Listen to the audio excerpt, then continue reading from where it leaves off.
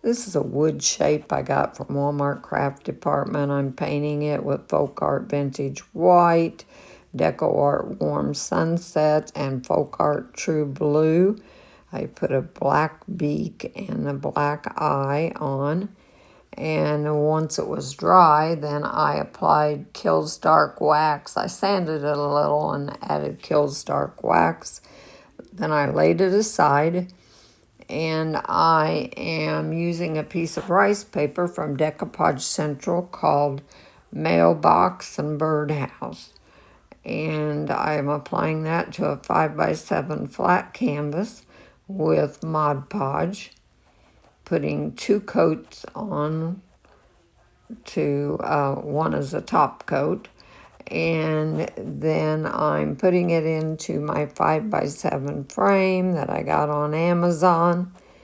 I will glue the bird to the frame using tight bond wood glue and a little bit of hot glue to hold it right now. Then off camera, I added a piece of jute and a little greenery and some flowers to the bird. And I think this turns out cute. I hope you'll like, share, and comment. Thank you.